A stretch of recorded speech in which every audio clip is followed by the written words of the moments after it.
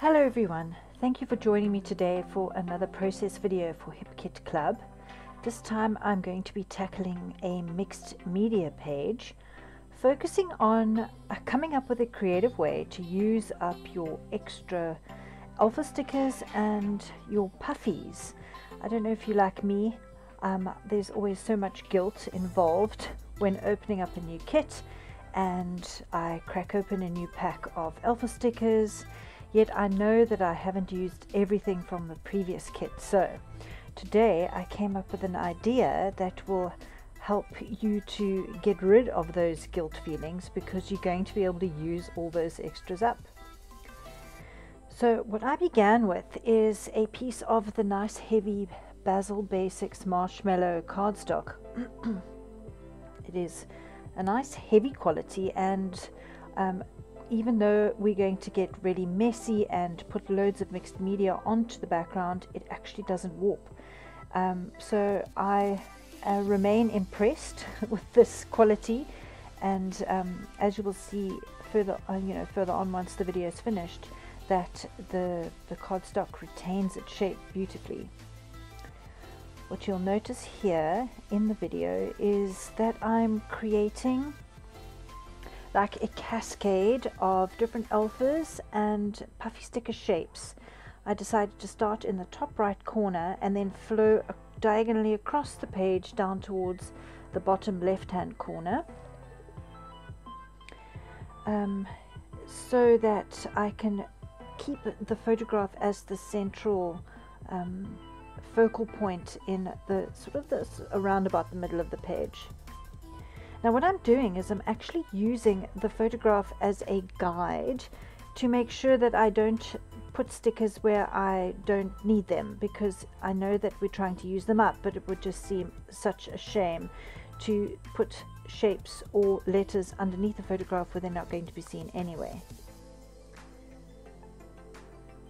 Now what you'll notice is that I'm randomizing not only the letters but also the positions of the letters. Some are horizontal, some are vertical. What it does is it helps one's eye not to try and make words, because I mean it's not a crossword, and I think that automatically our brains will try to make these random words from the letters put down. So by placing them the way I have, one doesn't automatically do that. You are now seeing the letters and the shapes as a pattern or a texture as opposed to words. Now don't worry that the puffy stickers are different colors. You will notice in a little bit that it actually doesn't matter what the colors are, because the mixed media that we're going to apply on top of them obscures whatever their original colors were, creating a nice even toned background. The nice thing about those puffy sticker sheets that we got in the December 2018 kits is that they came with loads of teeny little shapes. So in those gaps I was able to put stars and hearts, which again just create some really nice interest into that background texture that I'm busy working on.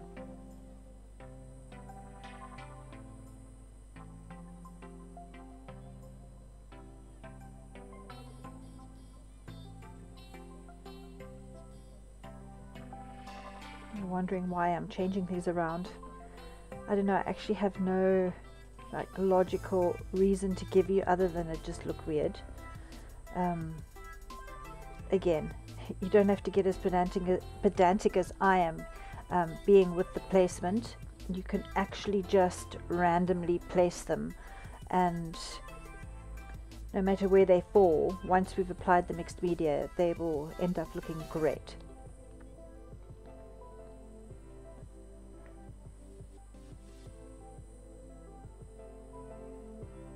Okay, now that our background is done, I'm going to take an ordinary nail file and I'm going to roughen up the surface. It's a nice heavy coarse sanding whatever, so the surface of those puffy stickers are getting nice and rough, which will then make the application of the mixed media that much easier. So starting with some white gesso and a palette knife, I am spreading gesso all over the letters. Now again, there's no real technique here. What I am attempting to do though is to try and get it in between the letters as well as on top of the letters, creating a nice even layer of gesso all over that area that has the stickers. You will also notice that I'm going beyond the stickers. This is to allow for the mixed media, which will inevitably go all around the stickers in a sort of a natural, organic way, so that I get nice even spread of paint and color once I'm done.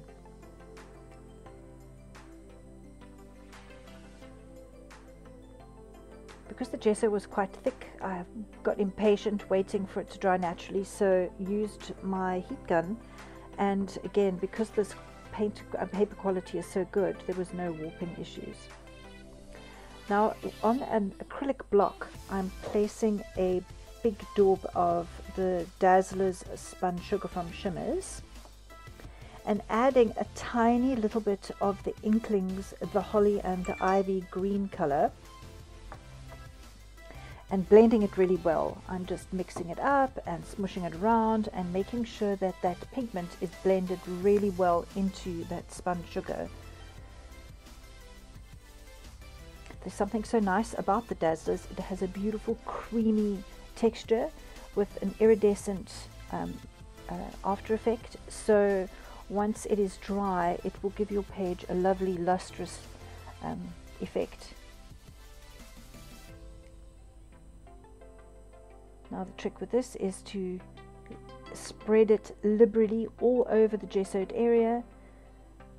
Now, in order to get it into those areas between the letters, because the palette knife won't do that, is to use a nice stiff bristled brush, adding water and merely just blending it. So I'm blending it in all directions, in amongst the letters, around the lettered area, so that everything is beautifully blended and there are no large areas of wet media which will take that much longer to dry. The trick here is to get it nice and even so it dries evenly.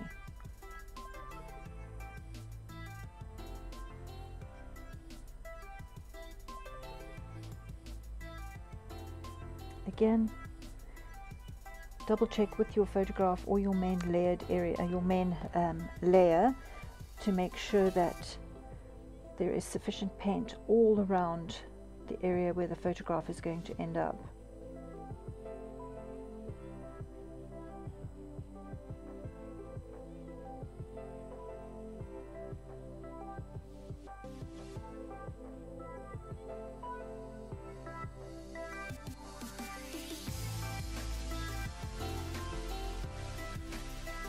Now what I'm doing is again grabbing some more of the Inklings, the Holly and the Ivy, spritzing it with a little water to dilute it because the color is so intense, and I was really enjoying the pastel vibe that I'd created with the spun sugar and the combination of the Inklings. So even though it is a slightly darker shade, it is still fairly soft once I dab it up with the paper towel. That short bristled brush is again great for adding splatters onto the background. Using the packaging technique, I'm going over some of those splatters to blend it into the spun sugar background.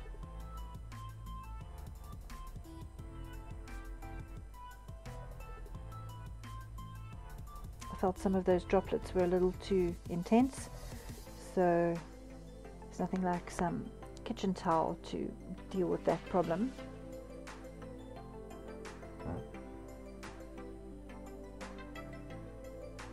Notice how that lovely shimmer is starting to appear now that it's drying. It's quite noticeable here in this part of the video.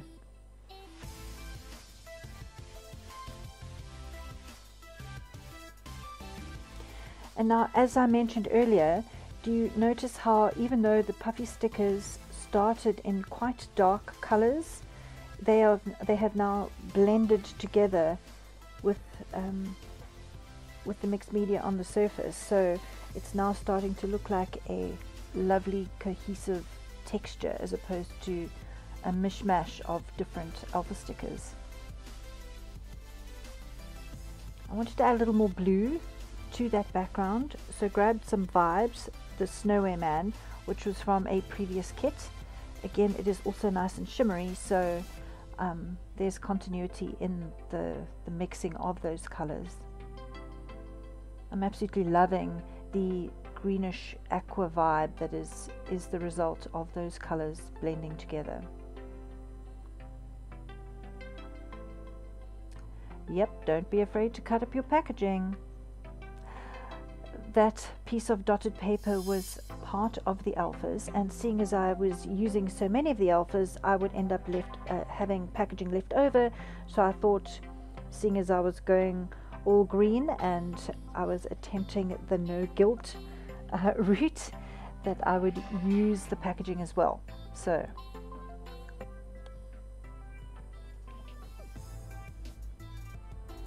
I'm fussy cutting a bunch of items here. Now I've sped this video up because obviously I don't want to bore you to death while I fussy cut, but I cut myself a selection of items not knowing 100% what direction I was going to go in, but made sure that I had enough elements to work with while I was layering.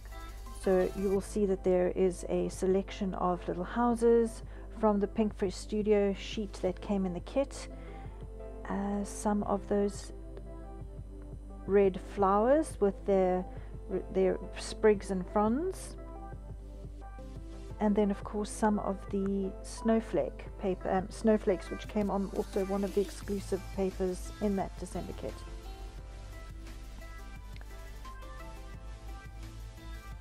You'll notice that I'm using my fingernail to roughen up the edge of the papers.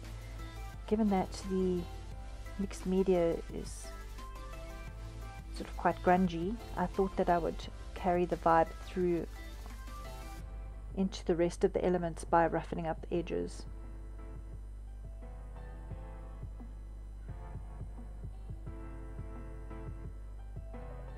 Now what I'm doing is I'm just building the page using the fussy cut elements that I had already cut.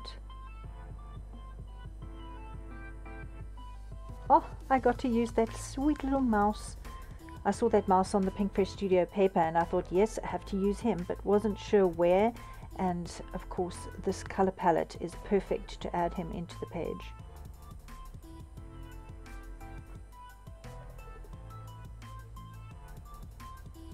Now I'm placing my title.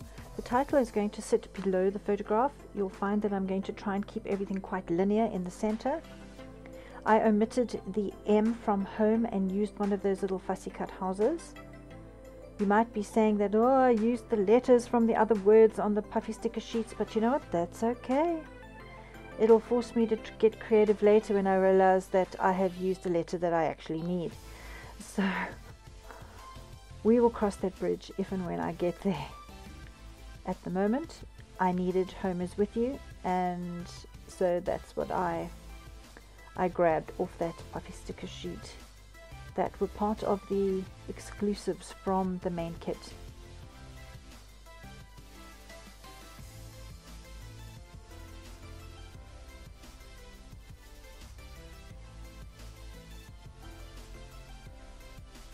A few more snowflakes. The reason I opted to fussy cut is because I was after the tonal, really light colored elements. I didn't want the snowflakes to stand out. I needed them to rather add to the texture and blend into the background.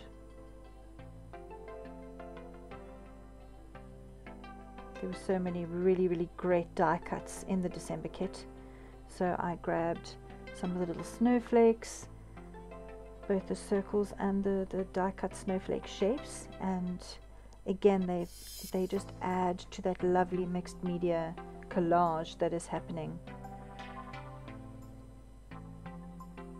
I thought the page needed some grounding, so grabbed a few strips from the papers in the December kit, and of course I will end up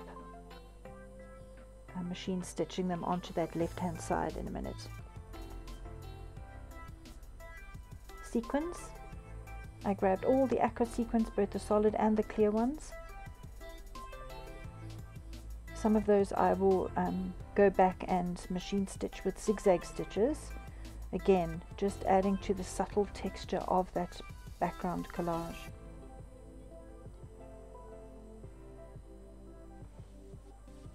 You will notice there is a large piece of yellow washi tape on my finger. Yes, I paper cut it really badly doing my little grunge technique and was bleeding quite profusely, so didn't want to bleed on the page. Voila! Another use for our washi tape stash. Scrapbookers band-aids.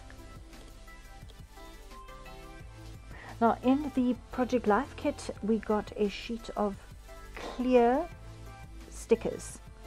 Now I think they are really amazing. Not only is the mixture of fonts really fun, but I love the fact that on top of that mixed media collage, those little stamped stickers, those little clear stickers looked like stamped images. Now for someone like me who is super stamping challenged, those types of stickers are fantastic. It means I can pick them up and put them down wherever I feel they work and then move them if I want to. Whereas with stamping, once they're down, they're down. So yeah, I'm really loving these little clear sticker sheets that are coming with that have come with the last kits. Journaling, I am being true to myself and my theme for this year, which is to add meaningful journaling to all my pages. This time I decided to go back to the faithful journaling strips, which I haven't done in a while. I love the fact that I could randomize them and squish them all together, enabling me to get a fair amount of journaling onto this page. Now, last but not least, I put some red necking creamies into a spray bottle and splattered some red all around the page for the finishing touches. And there's the page, done! Here are some close-ups of the details and the mixed media collage that is under the photo. I hope that you've enjoyed my process and that you will consider trying this technique going forward. I find that I'm definitely going to be doing it again soon. So thank you for joining me. I've loved sharing my process with you, and I'll see you again soon. Thanks then. Bye-bye.